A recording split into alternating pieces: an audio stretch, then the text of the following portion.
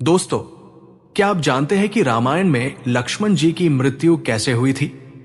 महर्षि वाल्मीकि की रामायण के अनुसार लक्ष्मण जी की मृत्यु बहुत ही भावुक और धर्म से जुड़ी घटना है। जब भगवान राम अयोध्या में राज कर रहे थे तो अपने अंतिम समय में उन्होंने ब्रह्मा जी का आह्वान करके यमराज जी से मिलने की इच्छा जाहिर की थी। तब एक दिन यमराज उनसे मिलने आए। उस समय राम और लक्ष्मण दोनों बात कर रहे थे।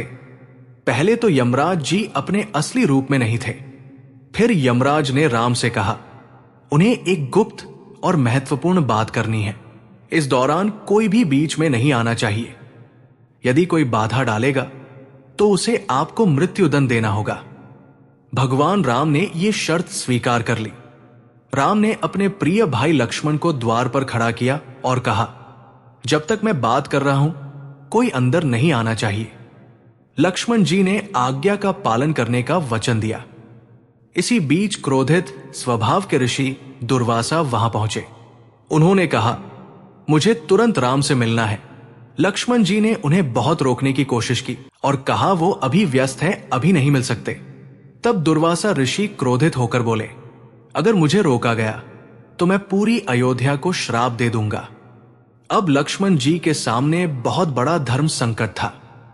अगर वे ऋषि को रोकते तो अयोध्या नष्ट हो जाती। अगर वे अंदर जाते तो भैया राम की शर्त के अनुसार उसे प्राणदंड मिलेगा। तो उन्होंने अयोध्या को बचाने के लिए अंदर जाने का निर्णय लिया। लक्ष्मण जी ने जाकर राम को सूचना दी कि महर्षि दुर्वासा उनसे मिलना चाहते हैं। इससे यमराज जी गुस्सा हो गए और वहां से चले गए। और धर्म के अनुसार अब राम को अपने भाई लक्ष्मण को प्राणदंड देना था, लेकिन अपने प्रिय भाई को मारना संभव नहीं था।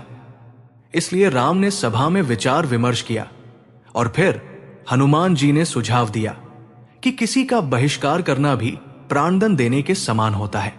फिर श्री राम ने लक्ष्मण जी का बहिष्कार कर दिया।